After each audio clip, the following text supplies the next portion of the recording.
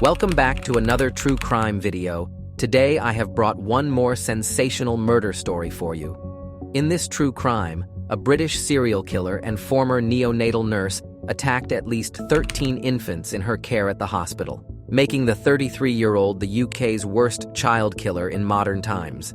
The families of her victims said that they were heartbroken and that justice could not reduce the extreme hurt, anger, and distress that they had experienced. I always bring sensational and true crime videos as per your interest, so subscribe to this channel and hit the bell icon. Thus, you will never miss any crime video. Lucy Letby was born on 4th January 1990 as the only child of a finance manager and an accounts clerk. She had had a very difficult birth herself and was, according to a friend who had known her since secondary school, very grateful for being alive to the nurses who would have helped save her life. Her friend states that she had led her to want to be a nurse all her life, and that everything that she did was geared towards that ultimate goal of becoming a nurse. Lucy Letby grew up in Hereford and was educated at Aylstone School and Hereford Sixth Form College. She pursued her education in nursing at the University of Chester, where she also worked as a student nurse during her 3 years of training, carrying out placements at Liverpool Women's Hospital and the Countess of Chester Hospital. Lucy Letby was the first member of her family to study at university and graduated in September 2011. Lucy Letby began working as a registered nurse at the neonatal unit of the Countess of Chester Hospital in 2012. In a 2013 staff profile, she said that she was responsible for caring for a wide range of babies requiring various levels of support, and that she enjoyed seeing them progress and supporting their families.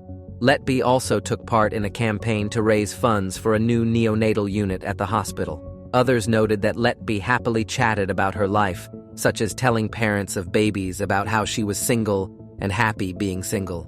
Lucy Letby had 2 training placements at Liverpool Women's Hospital in late 2012 and early 2015, which came under investigation after her conviction. In June 2016, consultants asked management to remove her from clinical duties pending an investigation into her conduct.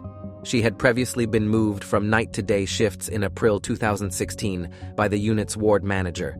She was transferred to the patient experience team in July 2016 and later to the risk and patient safety office, working there until her arrest in 2018. An informal review conducted in June 2015 by a consultant and lead neonatologist at the Countess of Chester Hospital NHS Foundation Trust revealed troubling details regarding 4 unexplained collapses that occurred in the same unit. 3 of these cases resulted in deaths in the same month. It was observed that Letby had been on shift on each occasion. Although the unit's consultants promptly reported these deaths to the Trust's committee responsible for addressing serious incidents, the committee classified them as medication errors, rather than recognizing them as serious incidents involving unexpected deaths. This classification prevented an immediate investigation from taking place. The number of unexplained collapses was particularly abnormal. There had previously been only 2 or 3 deaths a year in the neonatal unit, but in the 2 months of June and August 2015 alone, there were 4 deaths. What was also particularly unusual was that the babies did not respond to resuscitation attempts as they would be expected to. Usually, babies that had a heartbeat back would see an improvement in their breathing, but that did not happen in these cases, which was distinctly unusual. In October 2015, a ward manager conducted her review, noting that Lucy Letby was the only staff member consistently present throughout these incidents of unexplained collapses and deaths. These findings were relayed to the lead neonatologist. Further concerns were voiced to management by the unit's consultants that same month. Concerns were either dismissed or met with silence. In February 2016, the lead neonatologist, along with other consultants, concluded a thematic review investigating 5 unexplained deaths and collapses within the unit. Their investigation determined that the only common factor in these cases was the presence of Lucy Letby. The lead neonatologist communicated the findings via an urgent email to the Trust's medical director, leading to an eventual meeting in May 2016. However, no substantial action was taken, as the executive team deemed it to be coincidental. Reducing risk through audits and confidential inquiries across the UK project found a neonatal death rate at least 10% higher than expected between June 2015 and June 2016. Additionally, the neonatal death total in 2015 doubled that of the previous year. During a hospital visit in February 2016, the Care Quality Commission was informed of difficulties in raising concerns with managers, but heard no mention of an elevated mortality rate. The Care Quality Commission report identified issues of short staffing and skill mix issues within the unit, yet it praised the overall positive culture of the trust, where staff felt well supported and able to raise concerns and develop professionally. On 24 June 2016, the lead neonatologist phoned the duty executive insisting that Lucy Letby be removed from the unit. She insisted that Lucy Letby was safe to work and that she was happy to take responsibility if anything happened to any more babies under Lucy Letby's care. In late June 2016, the Trust's executive directors convened to address a critical decision, whether to involve law enforcement. By this time, 7 unexpected deaths had taken place within the unit. The belief among these executives was that the indications of Lucy Letby's involvement were largely circumstantial. An undercurrent of concern prevailed, as they suspected certain doctors of embarking on a misguided witch hunt. Moreover, they harbored apprehensions about potential harm to the Trust's reputation resulting from a police inquiry. Ultimately, they opted against engaging the police. The medical director and chief executive instead organized a review through the Royal College of Pediatrics and Child Health, which was initiated in September 2016. At the same time, the unit's services were scaled back in July 2016, no longer accommodating premature births before the 32-week mark. Such cases were redirected to other hospitals in the northwest of England. The Trust set a narrow scope for the review that excluded investigating Lucy Letby's actions or the deaths, but instead focused on the unit's general service. The RCPCH reported their findings to the medical director and chief executive in October 2016. They could not find a definitive explanation for the increase in mortality rate at the unit, but found some insufficient staffing and senior cover. The report recommended a detailed case review of each death. The medical director asked neonatologist Jane Howdon from Great Ormond Street Hospital to carry out the case reviews. Howdon responded she could not conduct a detailed review due to lack of time, but could provide a summary and did so after briefly reviewing the notes. She identified 4 cases that potentially benefit from local forensic review as to circumstances. The board's chairman at the time has said that he was misled about the scope of that review and its findings. Despite the thorough external independent review recommended by the RCPCH and Howdon reviews, concluded that the deaths in the neonatal unit were due to issues with leadership and timely intervention. In September 2016, Lucy Letby raised a formal grievance about her late June 2016 transfer from clinical duties to the hospital's Risk and Patient Safety Office. This grievance was upheld by the board in January 2017, which determined her removal had been orchestrated by the consultants with no hard evidence. They supported her return to the neonatal unit and offered her a placement at Alderhay Children's Hospital in Liverpool, plus support to develop advanced practice or a master's degree. The medical director also commented in the report that the trust intended to protect Lucy Letby from these allegations. The chief executive had met with Lucy Letby and her parents on 22 December 2016 to apologize on behalf of the trust and assure them that the doctors who made the allegations would be dealt with. He later ordered the consultants to send a letter of apology to Lucy Letby, which they did in February 2017. In March 2017, consultants asked management to involve the police after receiving advice from the regional neonatal lead, who suggested further investigation was needed. They then met with Cheshire Constabulary on 27 April 2017 to raise their concerns, with Lucy Letby due to return to work on 3 May 2017. The trust publicly announced the involvement of the police in May 2017, stating this move was to seek assurances that enable us to rule out unnatural causes of death. The police's investigation was called Operation Hummingbird. On 3rd July 2018, Lucy Letby was arrested by police on suspicion of 8 counts of murder and 6 counts of attempted murder, following a year-long investigation. Lucy Letby's home at Chester was searched by police following her arrest. After Letby's arrest, the investigation was subsequently widened to include Liverpool Women's Hospital, another location at which Letby had worked. Police have begun looking into Letby's entire career, including at Liverpool Women's Hospital, since her conviction. Lucy Letby was bailed on 6th July 2018 as the police continued their inquiries.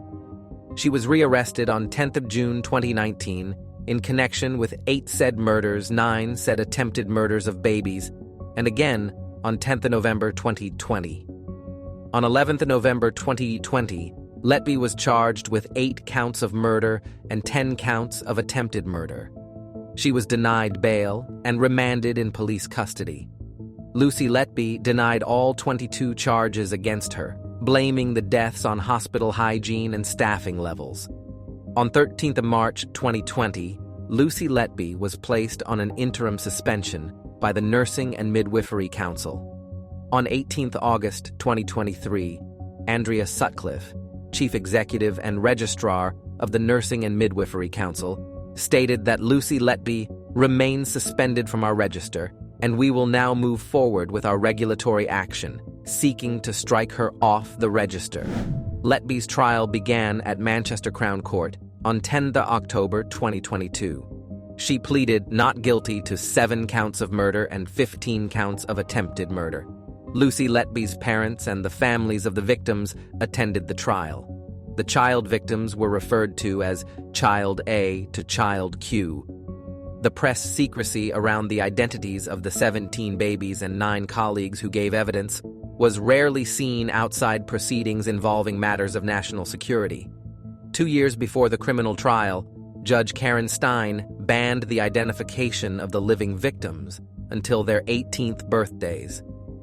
Parents wanted their identifying information to be protected, though Karen Stein ruled that one parent's profession as a physician was relevant due to his medical expertise, and that it would not make that parent identifiable to the public. Several witnesses requested anonymity, including a doctor with whom Lucy Letby was reportedly infatuated. The judge approved these requests, ruling that getting testimony from the colleagues was more important than them being publicly identifiable. The prosecutor said that Lucy Letby was a constant malevolent presence in the hospital's neonatal unit. Some witnesses had walked in during or just after Lucy Letby's attacks. A mother of one of the victims said she had walked in on Lucy Letby trying to kill her baby, with Lucy Letby saying, "Trust me, I'm a nurse," when interrupted. Another mother had walked in hearing her baby screaming, to find her child had blood around his mouth with Lucy Letby in the room. The mother said that despite the obvious distress the baby was in, Lucy Letby was just faffing about, not doing anything. You know when it feels like somebody wants to look busy but they're not actually doing anything? Lucy Letby told the mother to go back to the ward. However, the baby's condition soon worsened, and it later died in its parents' arms. No post-mortem was carried out, which might have shown what Lucy Letby had done. Afterward, Lucy Letby bathed the deceased baby in front of her parents. Another mother of a baby, who had died in October 2015, recounted an uncomfortable experience of Lucy Letby bathing her child. Lucy Letby and another nurse asked me if I wanted to bathe my baby. While we were bathing her, Lucy came back in. She was smiling and kept going on about how she was present at the first bath and how our daughter loved it. I wished that she would just stop talking. Lucy Letby's apparent obsession with this baby and her family later continued. She sent a sympathy card to the parents after the baby's death on the day of its funeral. Police had discovered during their investigations that Lucy Letby had sent texts to others after each of the deaths. She asked one, "How do such sick babies get through and others just die so suddenly and unexpectedly?"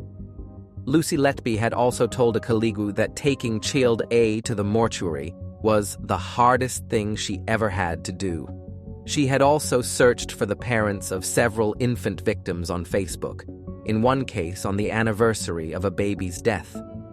The prosecutor asserted Lucy Letby had injected air into the bloodstream of 2 victims and had used insulin to murder others. It was also revealed during the trial that Lucy Letby had to be told more than once not to enter a room where the parents of one of the victims were grieving. Letby said, "It's always me when it happens." Lucy Letby's defense lawyer said that Letby was a dedicated nurse in a system which has failed, and that the prosecution's case was driven by the assumption that someone was doing deliberate harm combined with the coincidence on certain occasions of Miss Letby's presence, and that there had been a massive failure of care in a busy hospital neonatal unit, far too great to blame on one person. The defense argued that extraordinary bleeding in a baby boy murdered by Letby could have been caused by a rigid wire or tube, and that one of the babies who survived had an extremely high dose of insulin. The therapeutic use of insulin was denied by Letby's colleagues. A key piece of evidence was also given by a consultant who recounted that in February 2016, he had walked in and seen Letby standing over a baby and watching when they seemed to have stopped breathing. Letby was not doing anything despite the baby desaturating. When he asked her what was going on, she responded that he had only then just started declining. This baby went on to survive their collapse. By this stage, all 7 of the pediatrician consultants who worked in the neonatal ward agreed something was seriously wrong in the department. The deaths and near deaths that were happening on the unit could not be medically explained. All the babies involved had been expected to live, and so their deaths came out of the blue. Another doctor testified that Letby commented an hour before one victim died, "He's not leaving here alive, is he?" Between March and June 2016, another 3 babies almost died while under Letby's care. Towards the end of June, she was helping to care for triplets. One died at 6 p.m. one evening, and peculiarly another of the triplets died less than 24 hours later, both under Letby's watch.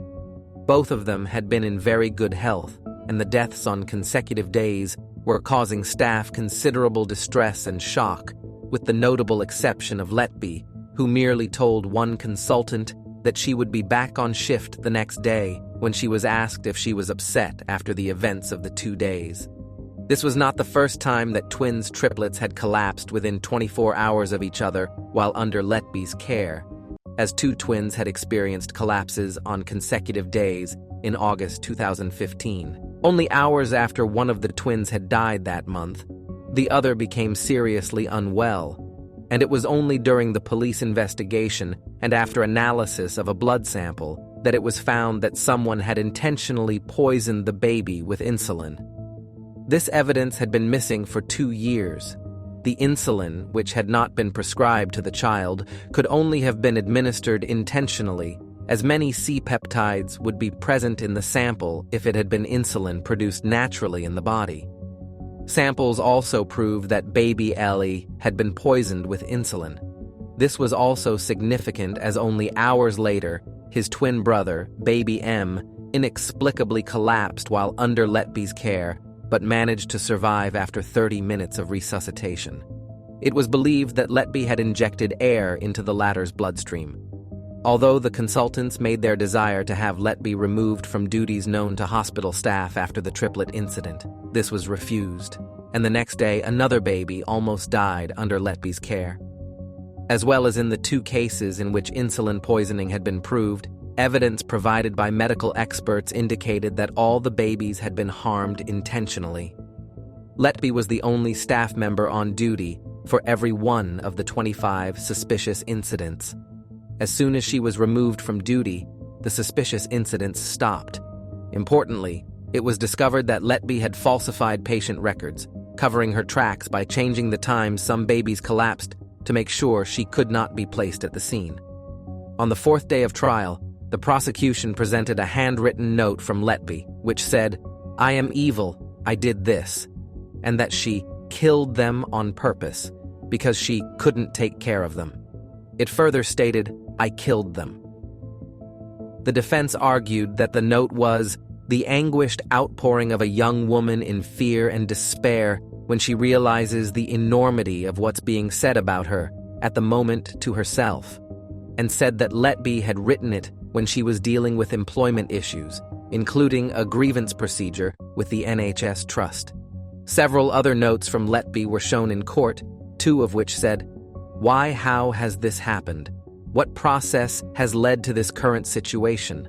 What allegations have been made and by whom? Do they have written evidence to support their comments?" And, "I haven't done anything wrong and they have no evidence, so why have I had to hide away?"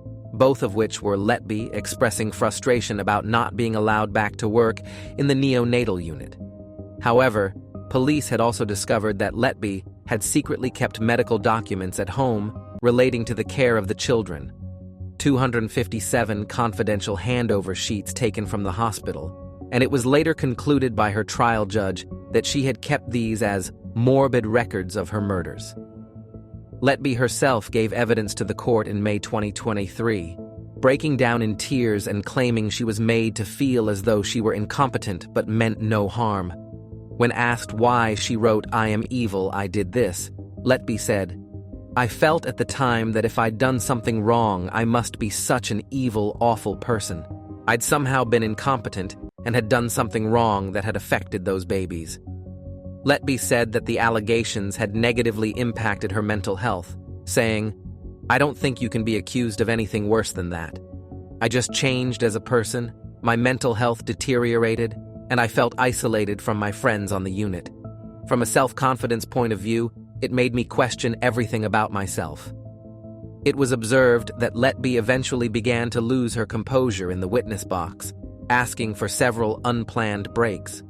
It was also observed that she only broke down when talking about herself and the impact it had on her, which the prosecution said was telling. She had not shown any emotion about the fate of the babies. On 10 July 2023, after a 9-month trial, the jury was sent to deliberate. Verdicts were returned by the jury on several days starting on 8 August, but it was not until the final verdicts were returned on 18 August that the verdicts were made public. Lucy Letby was found guilty of 7 counts of murder of 7 babies. She killed them by injecting them with air, overfeeding them, poisoning them with insulin, and assaulting them with medical tools. She is the most prolific serial killer of children in modern British history. Letby was also found guilty of 7 counts of attempted murder of 6 infants. Letby was found not guilty on 2 counts of attempted murder. The jury was unable to reach verdicts on 6 further attempted murder charges. Nicholas Johnson KC asked the court for 28 days to consider whether a retrial would be sought for these 6 counts. On 21 August 2023, Letby was sentenced to life imprisonment with a whole life order, the most severe sentence possible under English law. She is the 4th woman in UK legal history to receive such a sentence. Goss said that Letby committed a cruel, calculated, and cynical campaign of child murder involving the smallest and most vulnerable of children. In closing, he stated, "There was a deep malevolence bordering on sadism. You, Letby, have no remorse. There are no mitigating factors. The offenses are of sufficient severity to require a whole life order." Letby refused to attend the sentencing hearing and so did not hear the victim impact statements and her sentence. In response, Alex Chalk, Secretary of State for Justice, wrote that the government will look at options to change the law at the earliest opportunity to compel defendants to attend their sentencing. Letby's parents, who had been present throughout her trial, also did not attend her sentence hearing. After the trial, Lucy Letby was transferred to HMP Low Newton, a closed-category prison for women in County Durham. Due to the terms of the whole life order, Letby is ineligible for parole. As a result, she will spend the rest of her life in prison. The case of Lucy Letby ends here. Thanks for watching. Also, subscribe to this channel for more interesting cases.